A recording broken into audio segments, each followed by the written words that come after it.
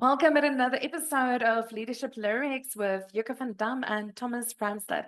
Thomas, you've been making waves with your book, The Easy Way, and I found something quite interesting that you spoke about in your book, and I never heard about it. Toxic positivity. Where does that come from? Can you tell us a little bit more about that? It's quite interesting because I had never heard of it myself. I started writing the book and I tried to describe the situations and describe the scene for the readers and coming up with a good story. And I started searching on the web and just trying to figure out what is this? And then I landed on a page that was for American psychologists. And I came up on the definition. I'll read it for you because Mm. toxic positivity is a critical term for the practice of promoting or attempting to maintain a positive mindset or attitude, regardless of what circumstances and emotions are being experienced. And it's nice to learn something new. So I think in life, we're always taught to be positive, and our thoughts tend to be negative 90% of the time and the same. So it sounds so interesting that being really positive most of the time can actually be toxic. Uh, So did you notice any of this toxic positivity working out easy? yes, it's very common. For example, in a startup, you have to believe in what you're doing. But at the same time, you have to be realistic and you have to be a bit pragmatic as well. Because what was happening at Easy was gut feeling and emotions were very prominent at Easy. I was actually talking to a guy on the phone. He was not from Norway. He Mm. was a different country in Europe. And he said that, Thomas, everything is easy, is driven by emotions. And Hmm. this sense in Easy that everything is driven by your gut, everything is driven by your heart. And it's very difficult to have a second opinion. It's very difficult to have sort of a hunch that I have some questions I have to ask. And every time you try to raise your hand, you are sort of, you don't believe in the idea. We've done this before. We have this feeling. I have this feeling. Trust us. And when you don't have real discussions. You don't have facts, you don't have reports, you don't have research. It's just like your gut and your heart, and that is your compass. But you have to add facts and your brain to the recipe as well. It sounds crazy. I remember a previous conversation about Theranos, where whenever questions were asked, people were either shut down or they were fired. So people were like worked out of the organization where they were asking questions. And just yesterday, I was attending a neuroscience talk for women of stature, and the speaker, Kim Everett, she was actually speaking about head, heart, and gut alignment. So this is so on point where it sounds like they were operating when you're saying emotions from the heart and from the gut and not really accessing the head, facts, figures. So, what would be the answer for other businesses to not fall into that same trap? You say there could be that risk. You're flying by the seat of your pants and you think that you have the tunnel vision. Everything is great. Everything feels great, but it's not. No, exactly. And as you said, there has to be a balance between your gut, your heart, and your brain. Because a lot of people think that a feeling actually starts in your gut, but it might be that your brain is actually triggering this feeling in your gut. If you sort of feel quenched and you have this strange feeling in your body, it is actually your brain sending signals. So you should listen to, because that is where your memory is as well. And you should listen to the whole body, Exactly. the brain, the heart, and the gut. You could say that, yes, okay, it might sound like a negative feeling or negative feedback or negative voice, but it is a voice anyway, and it should be listened to. And It's a blind spot, it right? is a blind spot. It's that thing in psychology, Johari's window, where they say sometimes people see things. So that voice that you perceive as negative, it's not necessarily negative. It's just pointing something out that you are not aware of. And if you are a business owner or a leader, you need to hear all of the voices and then you can decide what you want to do about it. Yep. But just ignoring it is not going to necessarily resolve the issue. No, because people discuss positive feedback and negative feedback. A lot of Mm. people on the opposite side say that there is no such thing as negative or positive feedback. It's just feedback. What's working, what's not, how to Yeah. take it better. But it can be like framed. I was working with a coaching client in London and I was saying to her, when you're giving holistic feedback or constructive feedback, as I would call it, maybe you could just frame it differently. So instead of having the negative feeling associated, to say, this is what I'm not happy about, immediately sounds bad. Where if you focus on what will make it even better, what will take this project to the next level, what would elevate it versus this is good, this is bad. Yep. It's not so binary, right? No, and a lot of times when people are sort of a bit agitated, a bit emotional, or they raise their voice when it comes to this is not working, and people say you can't do that, or now you're very negative.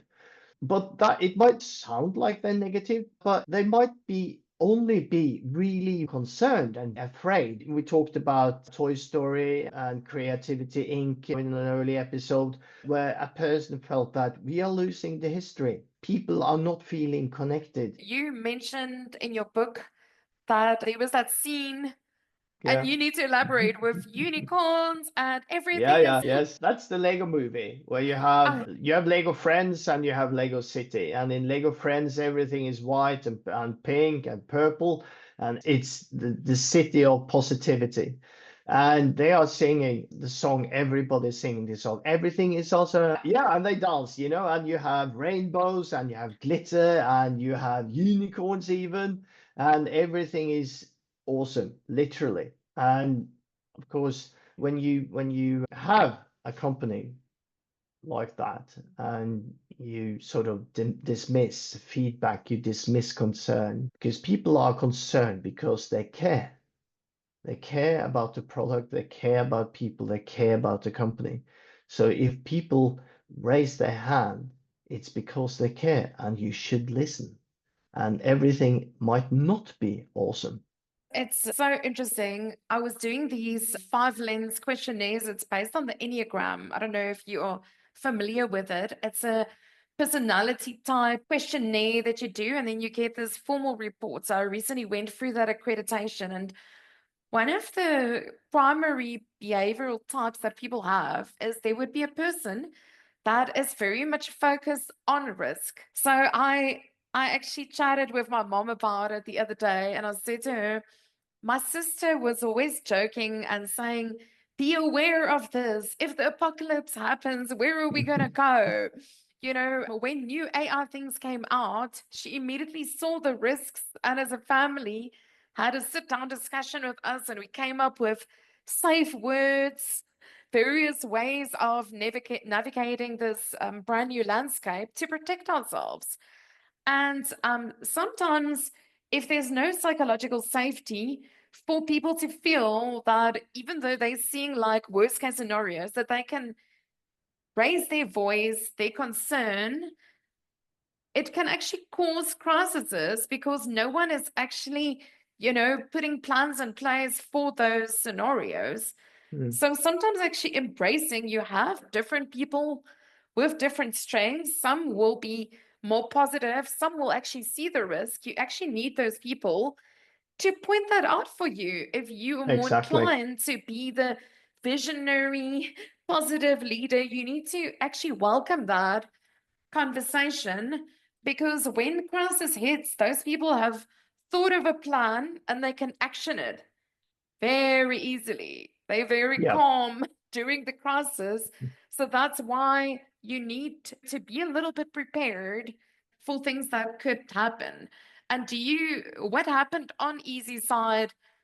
So with this toxic positivity, what did it lead to? If you could share a little bit about what you discussed in your Yeah, and very, very short, it almost ended up killing the company. Very close to actually going bankrupt. Because what happened was that they are actually testing electrical appliances. This was a Swedish government office, and they actually put a sale ban on all the products. So, I remember. and this was in March 23, and that was all the income for the company almost stopped that day. Example, Were there any signs before that happened? yes, What yes, were the signs? Because that's kind of like worst case scenario, it happened. But had they not been so positive before exactly, that, could they have yes. preempted or not really? Yeah, because when you have toxic positivity, you always go for plan A. You don't Mm, have a plan B. There's mm. always plan A. Because if you don't jump on the plan A train, you're sort of left on the station. You're not with us. It's like you're either with us or you're not. Mm. And if you're not, just, and that is really, really bad, because that is one of the reasons why we can actually drive a car. And that is actually, one of the reasons why we can go on a holiday and flying airplanes, because you have a lot of people thinking, okay, but what if this happens? I've thought about this, but and you can't say, okay, you have an airplane and you have two engines. And for example, you have a person sitting in a meeting and you have a lot of engineers, and a woman says, okay, but what if one of the engines stop working? And the rest of the people in the meeting, they say it's That not will going never to happen. happen. That Sounds will like never Titanic. happen. Sounds like Oh, Titanic. you know, And we know yeah. what happened there. And we said, that is not going to happen. We just stick to plan A. And we know that they do have contingency plans. You can even have a plane landing with zero engines, if so, they train for it as well. And of course, why do they do that? Because it does happen. And it's very dangerous for companies, and even for you and me as well. We think about plan B, all the time. So I it's love good. that. I love that TV series. I don't know if you watch it, called The Mm. Queen's Gambit, which was about Yes. chess. For me, if I think of what she did, is she was scenario planning the different plays of her and the players, going, I don't know, entire games ahead with various scenarios.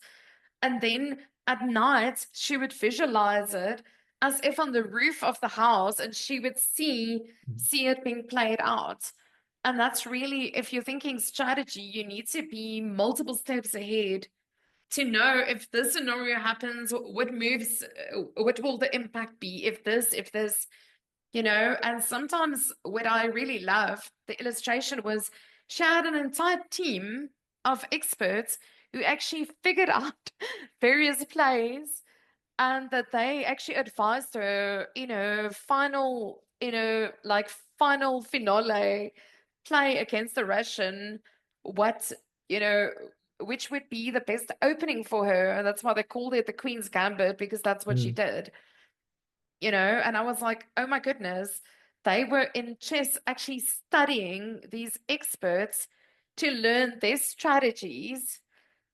And in business, you sometimes need that as well. Find role models and people that have come ahead of you and see what were some of their winning moves that they played, and ensuring you have that team together that can advise you in the correct way. Yeah. Totally. And you mentioned something in your book. If I could go back to the Yeah. toxic positivity thing, I found this quite cool. You said toxic positivity's consequences has an impact on collaboration, communication, and problem solving. Do you want to elaborate on any of those Y- areas? Yeah. And that's true, because if you're going to have a team, for example, collaborates well, are working well together, and probably working really well together, you have to have trust, and you have to have trust in each other, because you have to have this ability to raise concern.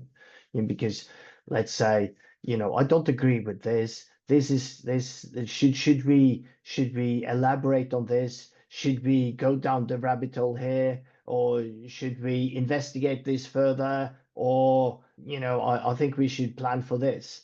And if you have not the psychological safety in the team, and you don't feel safe to raise those concerns, because you, for example, in the other members of the team say that, nah, we don't have to think about that. You're such a negative person. This has worked before. We don't have to think about that now. It is not a good idea, because it will bring down the team, it will bring down the product, it will bring down the project. And to iterate or innovate and to get speed, you have to have these discussions. You have to have a bit of friction in the team, but it has to be healthy friction. You have to have arguments, you have to have these small fights, but it's a friendly fight. And that is good, and that is good for you and me, because we challenge each other, and we have to think, you have to rethink, for example, your arguments or whatever, your ideas. And that healthy friction is good, because it moves you forward, it moves the whole team, and it moves you as a person forward. And if you have toxic positivity, people do not feel, say, psychological safety in the team, and they will just, to put it frankly, shut up. They will turn quiet. So it's not good. It's not good. Yeah, it's realizing that conflict is not a bad thing. Conflict is actually part of a healthy relationship, and Yep. it's not necessarily negative. It's part of that bartering and actually getting to the best answer that you need to get to Yeah, as a and the other, business. Mm. yeah, and for example, if in a relationship, a team, two people working together, and if one person gets a bit agitated, raises his or her voice, it shouldn't be, taken personally, because you should just sort of take a step back and say, okay, I hear what you're saying. Okay, can we just chill and talk about this for a moment? Because, again, if people have a lot of energy, if people gets a bit agitated, it is because they are concerned, they are afraid, they have something on their mind, and they really care about this. So it shouldn't be dampened with toxic positivity or whatever. It's very true. It's very true what you're saying. I remember when I studied NLP, our instructor Cedric used to say to us, when you're feeling you yourself, when you're feeling very emotional, it's usually tied to a core value of yours. So for some people, it might look like anger, frustration. For some of us, like me, it might come out as tears. But it's actually, you need to ask yourself, or you need to ask yourself in that situation if the other person, like you're saying, is accessing that heightened state of emotion. What about it is so important for them that it's a core value thing Mm, for them? We need to pay attention, but we also need to make them feel safe. And like you say, chill, get into their rational, calm brain. Because what happens the moment we go into fight and flight mode, we can't actually be rational. We struggle to communicate or do teamwork or problem solve. So you've nailed it on the head. Like, get them calm down so that they can actually contribute in the situation and realize that you're on their side and together you're going to resolve the situation. yeah. So I think I've often had this where you would phone a company and you have an issue, and eventually you want to yell because what they're doing is they're not addressing what needs to be solved. No one is Mm. actually listening. They just transfer you, transfer you. Now you've been on the phone for 45 minutes. Your bank manager is phoning you, complaining about your cell phone fees. I'm just kidding. But they're not actually addressing what needs to be addressed. So sometimes actually saying to the person, it sounds like you're quite frustrated right Mm. now. What is the real issue? Let's write it down on a whiteboard and let's discuss it and see what are some of the options. You know, what are your concerns and what do you think are some of the solutions to this? Or, what are the things that really concerns you to kind of like get it out, and that will allow them to calm down so they don't I feel totally like they're agree. being dismissed, you Yeah, know? because you talked about core values, and core values is your integrity. It really is what sort of, you know, it's your engine. It's who you are, and you will fight for it. You will fight for your core values. And if you mix that with, for example, like let's bring it up to the company world. And if you have, for example, experienced something in a company where, let's say, you try to your plan was to release a product and this happened, and we talked about plan A and plan B, and everybody was planning for plan A. This is going well, and you had some second thoughts, but you didn't dare to rise those second thoughts in a meeting, and the launch crashed, for example, and you have experienced that. And if you mix that with your core values and you want to bring the experience and your values to the table in at the your new company, the company you're working for now, you will fight for this, and you will really bring up your energy level. You will turn it up, and you will become agitated because, one, it's part of your core values, and the other thing is that you have experienced this before. So you will probably become red. You will become really agitated, and you will show a lot of energy. And instead of, for example, see you as, a hysteric person, you should sort of think, okay, this person is using a lot of energy on this. There might be something here. Why is she Exactly. or he, you know, Exactly. behaving like this? There must be something behind this. So, okay, I'm listening. Bring the other person to the room and just, okay, bring it to me. Tell me what's going on. What is on your mind? Yeah, that's definitely what's needed more in business. I think we've had such a worthwhile discussion on toxic positivity.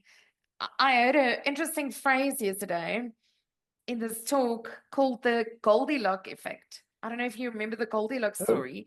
When Goldilocks with the visited, bears. yes, she visited the bears Yes, and the and porridge. they didn't Yes. like the porridge to be too hot or too cold. They Mhm. wanted it to be just right. And positivity, I think, needs to be like that.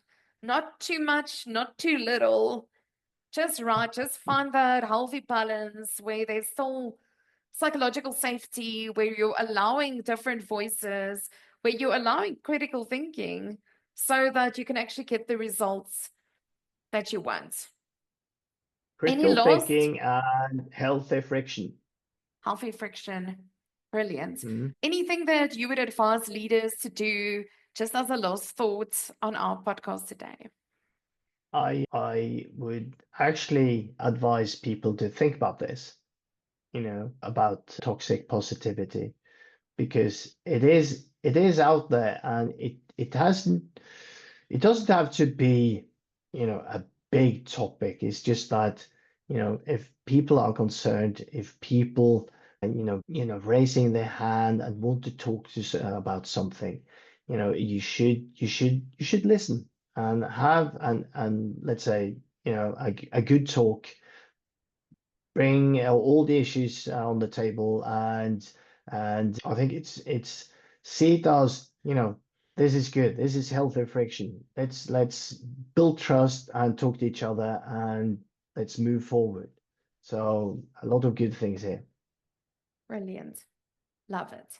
Thank you so much, Thomas, for such a lovely episode with you. See you in the next one.